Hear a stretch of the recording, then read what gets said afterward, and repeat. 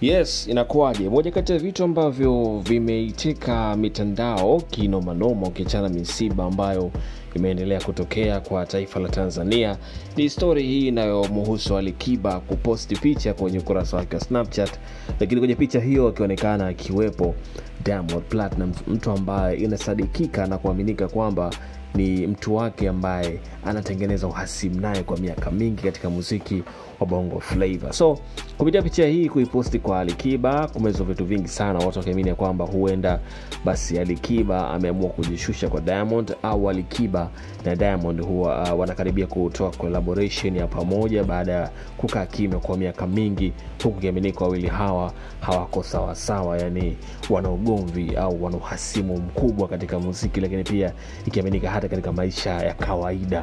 Kwa hiyo katika kuposti hii picha kwa Alikiba, wengi wamekuwa na maoni yao, lakini baadhi ya watu wakiamini kwamba Alikiba ametumia busara na utu uzima kwa sababu yeye tayari ni mkubwa kwenye game. Kabla ya Diamond alikuwa anafanya muziki, na hata baada ya Diamond kutoboa, Diamond alimkuta Alikiba akiwa kwenye top pick na Diamond akafanikiwa kumzidi kete Alikiba, lakini hii haijamfanya Alikiba kuamini kwamba pengine Diamond sasa hivi ana nafasi ya kuwa mkubwa kuliko yeye, na ameamua kujishusha kama mtu mzima ili mambo yaendelee kwa mazuri na amalize kwa staili hii hapa.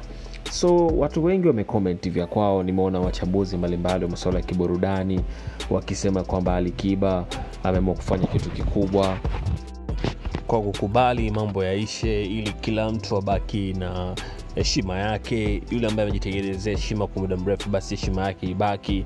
Na mfano mdogo wa Alikiba ana heshima yake, Diamond ana heshima yake pia kwenye muziki wa Bongo Flava. So kila mmoja anategemea sasa hivi akae pembeni anufaike na kile ambacho amekipambania kwa miaka mingi sana. So Alikiba ameamua kumposti Diamond kuonyesha appreciation kwa mwenzake, pengine wanatoka Kigoma wote, lakini pia wote wanafanya muziki wa Bongo Flava. So it's love, upendo moyoni umeonyeshwa. So hata kwa wale mashabiki ambao walikuwa wanagombana kisa Alikiba na Diamond, pengine ikawa ni sababu ya wao kumaliza utata ama kumaliza mizozo ile hapa na pale juu ya wasanii hawa, huyu kafanya hivi yule kafanya vile, na mambo yanaweza kaisha na watu wakaishi katika upendo na amani wa muziki Bongo Flava. Pengine tegemea Alikiba na Diamond kwa na wimbo pamoja, lakini natamani kufahamu ama kujua kama Alikiba amemposti Diamond, kuna uwezekano Diamond na yeye akamposti Alikiba. So maswali ndio hayo ambayo yamebaki kwenye vichwa vya watu wengi sana. Je, Diamond atamposti Alikiba?